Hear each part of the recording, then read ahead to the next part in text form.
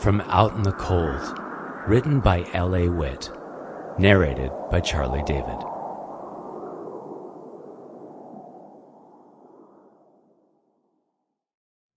Chapter 1. Neil. I hated the walk home from my grief counselor's office, especially this time of year. It was the second week of December, and the evening was cold the way only a winter evening in Chicago knew how to be. That windy, dirty chill that threw grit in your eyes just before it climbed under your skin and into your lungs.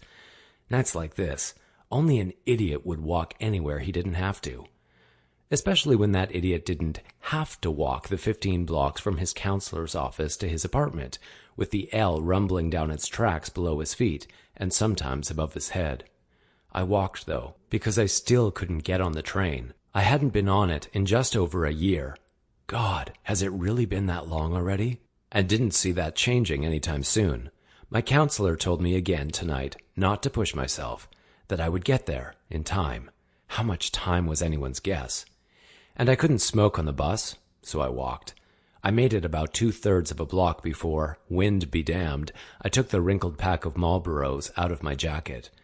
I pulled off my glove and freed a cigarette from the pack, then fished my lighter out of another pocket.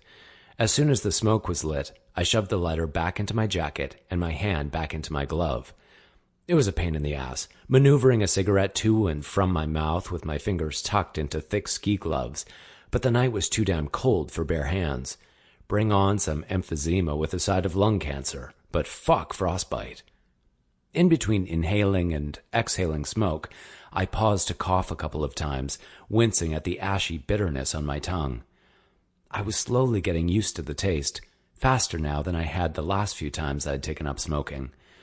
Usually, I quit before I got used to it. This year I'd started early, and though it still wasn't my favorite flavor in the world, it wasn't so bad now. At least it tasted better than cold car exhaust. As I walked and smoked and tried not to freeze my ass off, I let my gaze slide up the tall buildings towering above me, because looking at long memorized buildings was easier than thinking about my conversation with my grief counselor. I'd been here almost a decade and wondered if I'd ever feel at home in this place. Chicago wasn't like cigarette smoke, something that would choke me at first but eventually went in and out of my lungs with ease. This city was crazy. Buildings so tall they could step on you, streets so long they could strangle you. The whole damn thing spread out so far in so many directions, I sometimes wondered if it would fold in on itself and swallow me whole. Days like this, I wondered if it already had. So leave it already, Neil. Right. Leave. And go where, exactly? I flicked the spent cigarette into a pile of dirty snow and stuffed my gloved hands into my coat pockets. I buried my face in my parka's high collar and walked a little faster. The nicotine hadn't helped. I was still as tightly wound as I'd been when I left Jody's office. My mind was still scattered, my concentration all over the fucking place. I always felt so goddamned lost after an appointment with her. Sometimes I wondered why I kept going back, but being lost was better than whatever it was I'd felt before a coworker finally convinced me to make an appointment 6 months ago. It'll take time, Neil. Jody had assured me today and every week since June. No one's expecting you to have a handle on all of this overnight.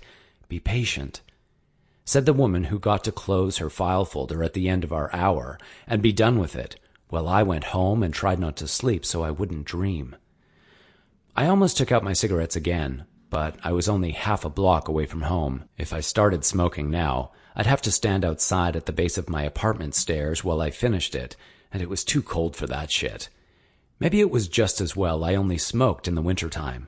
Nothing kept me from staying out on my balcony and chain-smoking like a relentless, fume-flavored Chicago wind trying to freeze my balls off. I crossed the last street and walked a little faster toward the stairs leading up to my apartment. A homeless guy shivered at the base of the stairs, huddled beside what looked like one of those green bags they issue in the military. Probably another vet who'd come back from a war. Maybe Vietnam, maybe the Middle East. One seemed as likely as the other these days, and wound up on the streets. I felt for him. Sample complete. Ready to continue?